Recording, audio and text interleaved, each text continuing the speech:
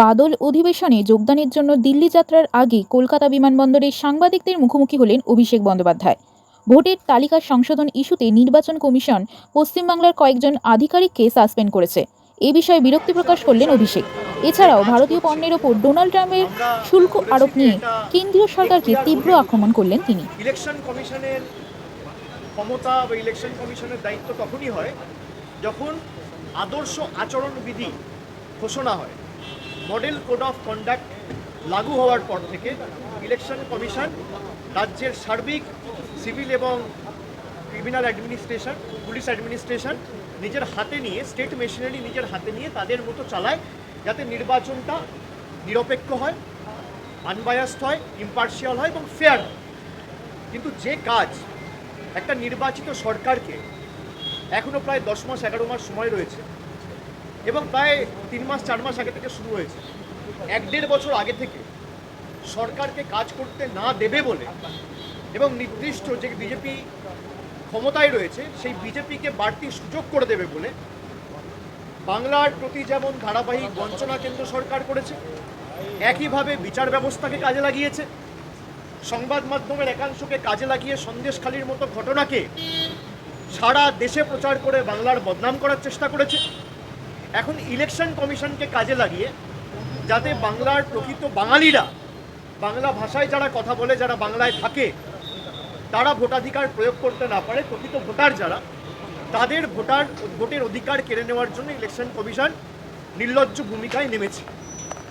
Election কমিশনের এটা এখতিয়ার এখন নয়, তারা রাজ্য সরকারকে জানাতে পারে কি করবে কি না করবে। একটা ইলেক্টেড গভর্নমেন্ট, যে গভর্নমেন্টকে বাংলার 12 কোটি মানুষ ভোটাধিকার প্রয়োগ করে 2021 সালে নির্বাচিত করেছে, সেই গভর্নমেন্ট একমাত্র বদ্ধপরিকর এবং জবাবদিহি 12 কোটি মানুষের প্রতি, কোনো রাজনৈতিক দল বা কোনো কেন্দ্র সরকারের প্রতি নয়।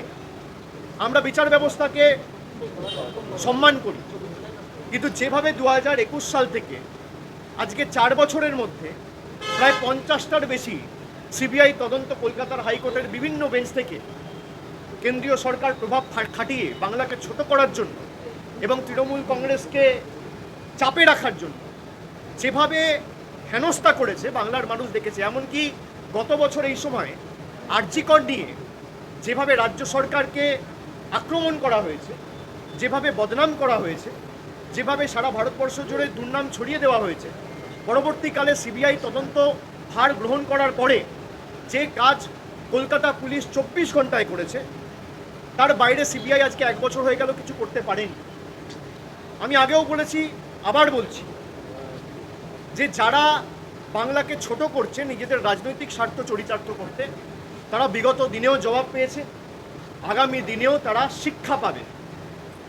2021, 2024-এ তারা শিখে, ভুল থেকে মানুষ শিক্ষা নেয়, বিজেপি শিক্ষা নেয়।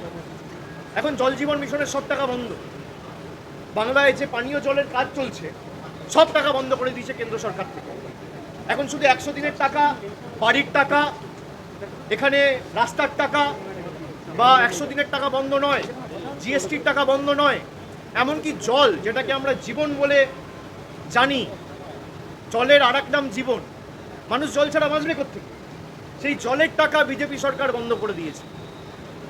আপনাদের ডোনাল্ড ট্রাম্প নিয়ে যে প্রশ্ন রয়েছে, আমি আপনাদের বলি যে এই প্রশ্নগুলো আমাদের করা উচিত নয়। যাদের ছবি রয়েছে ডোনাল্ড ট্রাম্পের সাথে তাদেরকে এই প্রশ্নটা করুন। যাদের হয়ে ডোনাল্ড ট্রাম্প এখানে প্রচার করতে এসেছিল আর যারা গিয়ে ডোনাল্ড ট্রাম্পের হয়ে 2019 সালে আমেরিকার টেক্সাসে প্রচার করেছিল, তাদের এই প্রশ্নটা করুন। 50% ট্যারিফ ভারতবর্ষের উপর লাগানো হয়েছে, নিশ্চিতভাবে এর একটা ক্ষয়ক্ষতি তো পড়বেই, রপ্তানিতে প্রভাব পড়বে, বিশেষ করে 3টে সেক্টরে, আইটি, ফার্মাসিউটিক্যাল, টেক্সটাইল সংক্রান্ত যে পণ্য, দ্রব্য বা পরিষেবাগুলো রয়েছে তার উপর একটা সার্বিক প্রভাব পড়বে, কর্মসংস্থান কমবে, ভারতের অর্থনৈতিক প্রভাব তো এর উপর পড়বেই। আমি মনে করি যে এটা আমাদের কূটনৈতিক ব্যর্থতা এবং ভারতবর্ষকে কঠোরভাবে এর মোকাবিলা করা উচিত।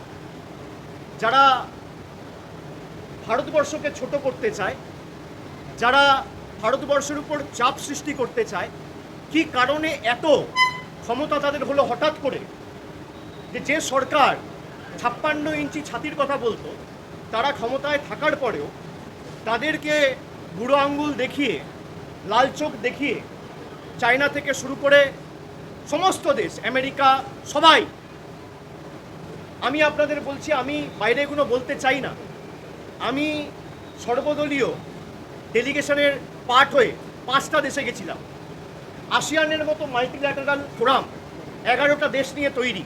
সেখানে সিঙ্গাপুর রয়েছে, মালয়েশিয়া রয়েছে, ইন্দোনেশিয়া রয়েছে, কাম্বোডিয়া রয়েছে, ভিয়েতনাম রয়েছে, লাওস রয়েছে, 11টা দেশ নিয়ে তারা পেহেলগাম নিয়ে পাকিস্তানের উপর চাপ সৃষ্টি করা দূরের কথা, কন্ডেম করে একটা স্টেটমেন্ট দেয়নি।